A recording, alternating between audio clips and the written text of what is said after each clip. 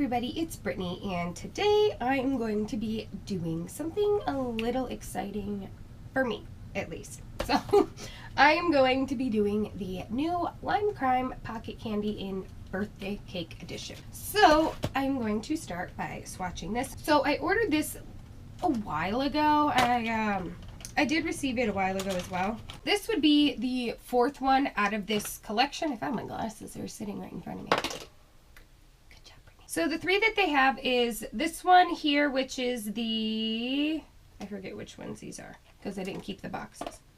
This one here is the Bubblegum one, and this one is actually my one, well, it is my favorite. I think it has the best array of coloring in my opinion, only because I do have this neutral brown down here.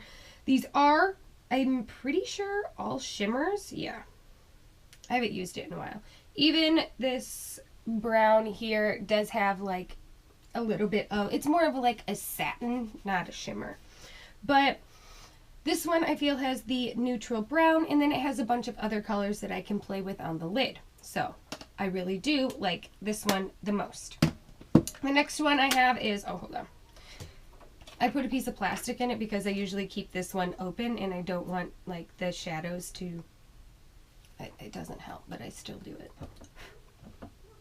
So this one is the pink lemonade one, and I also like this one. I do feel like this is, obviously because it's pink lemonade, it leans more towards the like berry shades. And this here is a very, this one's matte, and this one is a very beautiful shade. It is more of a mauve. It does come out a little more pink than brown in my opinion when you use it, but I really do like this one, and I do feel like this one is more of like a one for people who are more comfortable with neutral everyday looks, because you get two browns, and then the only pops of color that you really get in here are this like really bold like pink shade, and then you get this kind of muted pink shade, and well, the yellow. By the way, some of these are very highly pigmented. Ooh, that's it. I didn't have anything on my finger. Some of these are very highly pigmented, and some of these just aren't. So that yellow was highly pigmented. But some of the shades are not like that, as you can see. They do require a little bit of building. This last one is Sugar Plum, and it is a pink one, and the inside looks like this. And again, I do like the shades in here. The only problem is that these ones have, this one is probably so far my least favorite. I do like these two shades out of here, but out of this, I don't really like the shades that much, because I feel like it's all reds, and I'm not really like a burgundy person, but I really do like, oh wait, I forgot to swatch. Well, I didn't forget, I forgot that it was on my finger and then didn't wipe it. So this is more of a foiled shade in my opinion. So that's what all of those look like. So those were the original three. Now we have this one, and let me just say the packaging on this one is gorgeous. It's like this, almost like this seashell kind of look. It's an iridescent, but it's not like, if I move it, if you put it in dull lighting, you can see like it's purple here. It's not like it's showing purple, it's white and shows purple, it's purple. So I do feel like this is more of like a seashell. It does have that pearlescence to it that glows purple, but in like certain areas they definitely kind of exaggerated the coloring on it by coloring it that color. But anyways, I didn't realize, I don't think I'm gonna like this one. I haven't opened it yet, so alright. So I like that it's more of a cool tone, but then again, cool tone colors are in right now. So I'll just swatch these really quick. And I will tell you the shade names of these ones because you deserve that. So let's start with this one, which is Glaze. That one is just a shimmery kind of, I want to say tan, but it's more of like a nude. This next one is Twinkle, which is going to probably be my, well, I gotta figure out how I'm doing this. It'll probably be my absolute favorite. So that's Twinkle. And this one is more of like a glitter. It looks pinkish in the pan, but I don't really think it shows up that pink. I don't know. Oh, so this next shade is Party, and this is the middle one. Again, another shimmery shade. This one is Glitz. So that is Glitz. And then the last shade is Cupcake. So, Cupcake. So those are all the finger swatches. I am going to go through and brush swatch them for you. I'm going to use a new brush. Oh, is it dirty? Shouldn't be. No, it's not. All right, so I ordered the Nico Panda set from MAC. I ordered a lot of Nico Panda stuff. I'm still debating, and I still might order the eyeshadow palettes because they're so stinking cute. Anyways, moving on. So I'm going to just brush them in the same order. I'm not going to tap off my brush per usual. So that is one coat, which you can barely see on my fair skin. There's two coats. Again, more difficult to see. I feel like, though, if you were to, can I get a good, like, you can see it a little bit right there. And that's because this would be more of like a base coat for me because of how fair and light it is. And it's not like the finger swatch was very good anyway. All right, next we have that glittery shade. And that's the coat one. You might not be able to see. I feel like it's depositing more glitter than anything. And the glitters in this one are more of that green yellow glitter, and the base is almost like a cream shade. So that's coat two. I'm not feeling like this is going to show up very well. This doesn't bother me too much because in my opinion I'll probably be using this more as a glitter over something anyway. So, but yeah, it's just not showing up, and it's getting all over my arm in certain areas, so I feel like this would also be really messy. All right, next we'll go into this teal shade. So that's one coat, and this one I'm having issues with it sticking in the brush as well.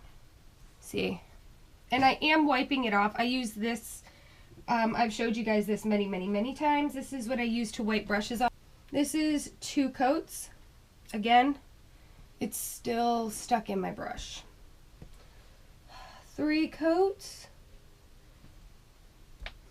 Yeah, this one's just, this would probably have to be one you would have to foil. And like I said, I personally do not like foiling brushes because, or foiling shadows, because I feel like you run a very high risk of sealing your pan. So next we have the shimmery brown shade.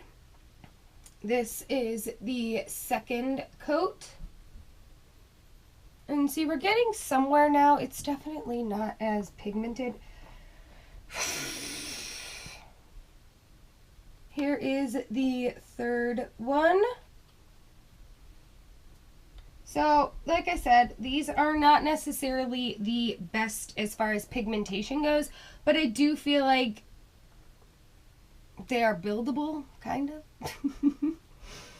Alright, and then the last shade, which I really do like this shade, is that. See, that matte is beautiful. Like, it brush swatched better than it finger swatched. That's one coat. I don't even think I need two coats, but we'll get in. We'll just do two coats. See, it's just gorgeous. Their matte formula is great. Their shimmer formula, on the other hand, I feel like they rely too heavily, in my personal opinion, on foiling shades and using your finger. And I don't like that because not everyone wants to do that. All right. I am actually going to do a more quick, neutral look with this. I don't want to go too crazy. I got to take my kids to the doctor's today. So I like this Chikuhodu brush. I like the way that it's shaped. To me, because I've said before many times, I have more hooded eyes. So to me, I like using brushes like this because then I can dip in. You see, like, just one side of it has it. And then I'll get a different mirror. So then I will take this brush and I will kind of just stamp it like from the corner of my eye up to give me more of like a diagram, in my personal opinion, of where to apply this. And I literally will go in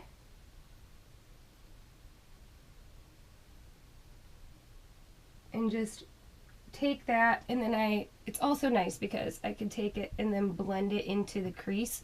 Because of the shape of this, it goes very nicely right into my crease.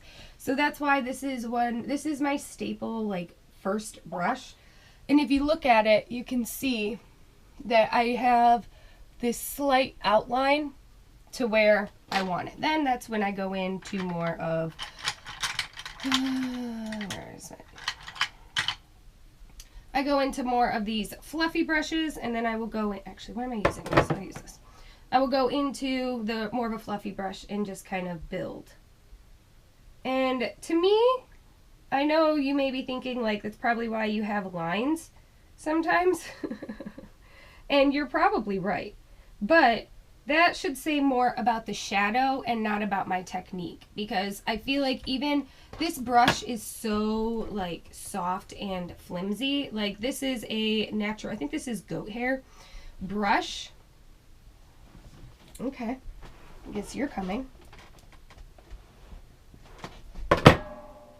You looking good, baby. Anyways, so this is a very soft, natural, and like I said, more, I think it's a goat hair brush. So these they're so blendable and flexible that there should really be no reason why this would leave a line, because it's so soft. Now, I use it all the time in some, like this one here. I'll show you in a second. Like, no line. You cannot see a distinction of a line. So that's what I say when I say it says more about the shadow than my technique, because a shadow that blends beautifully has no issues blending out that very soft line that I put there to kind of trace out where my eye look goes. So while I may have issues some of the time with having spots, like I said, that says more to me. To me, that says more about the shadow than it does about me. So now what I'm going to do is, because this is going to be more of a nude or a neutral look, and I'm not trying to take forever on this look, and there's only 5 shades in here, I think I'm going to go in with a packing brush. I'm going to take, sorry, in case you were wondering, that was the shade Cupcake. Now I'm going to take the shade Glitz, and I'm just going to put it all over. Ooh. Alright, so this is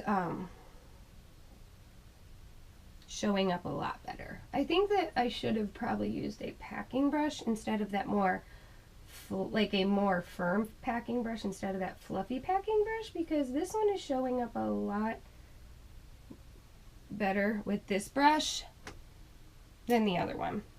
Alright, and see, I would like, actually, you know what? I'm going to take this shade here, and I'm going to put this on kind of the, not the inner corner, but the first third. And I'm just going to pack it in.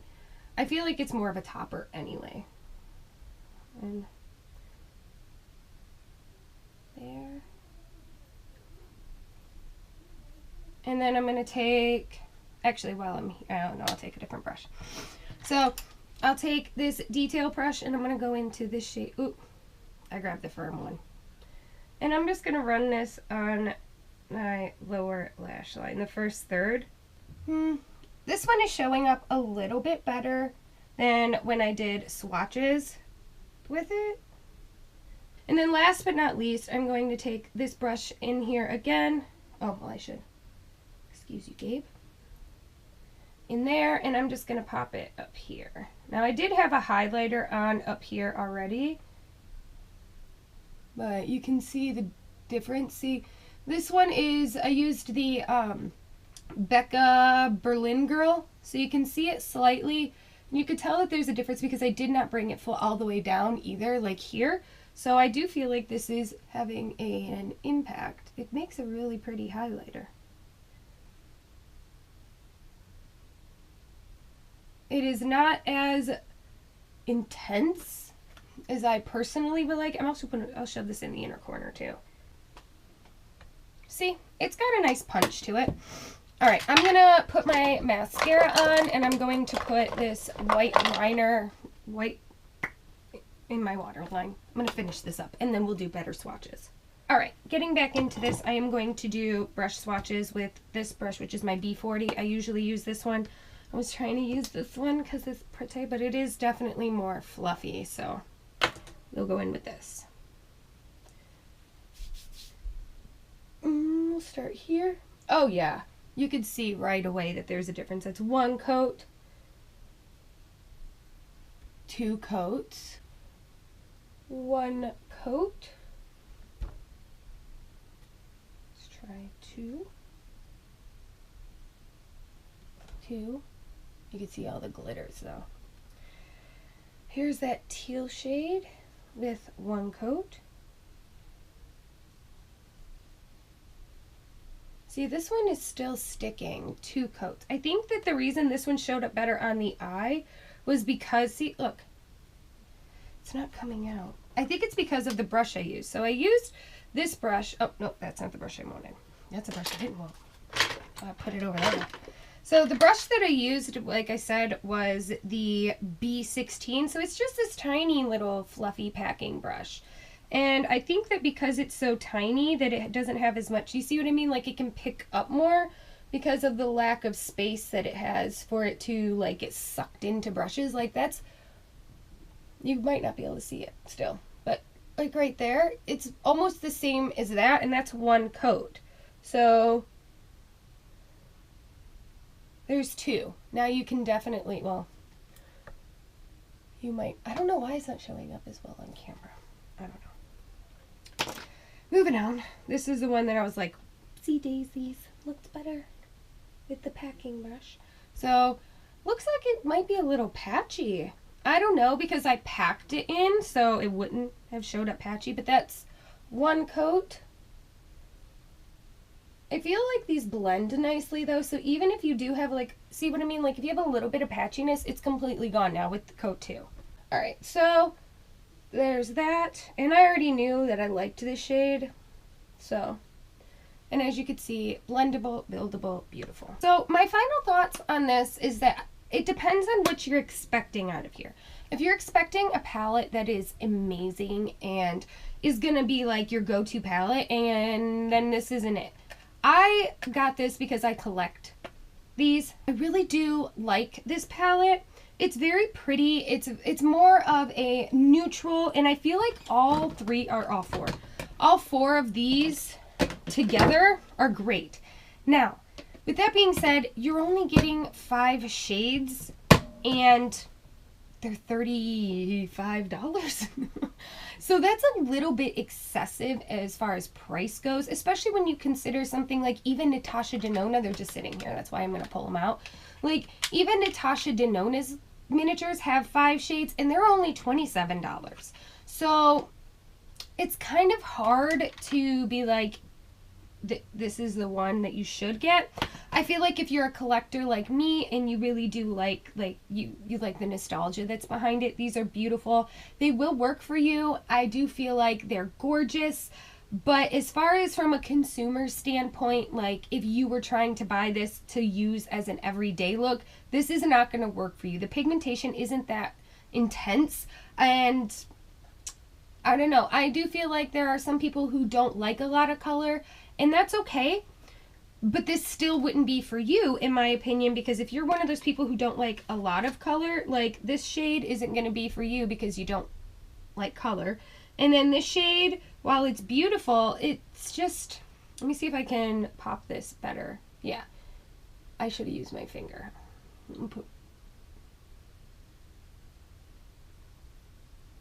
And even with that, I still feel like this is more of a topper. And if you're not into color, you're not going to want this either because it's glittery. It can be messy. It's color. So really out of here, the only ones you're going to be using are these. And yeah, you can create an entire eye look out of it because I've done that. Essentially, if you took these out, you have an eye look. But I don't really think you can create a really in-depth eye look. So that's how I feel about it. If you were interested in this palette because you really did like it, sorry, I gotta open it and put the plastic back in. If you were really interested in this palette because you liked it and you wanted to use it daily, or you really liked it, you like the nostalgia behind it, and you're just a sucker for packaging in general, then this is gonna be great for you. And if you're not and you're looking for a palette that's gonna be your everyday palette, this is not for you. So that is all I have to say. So anyways, I hope you guys enjoyed this video, and I hope you come back for more. I love you all, you beautiful unicorns. Mwah.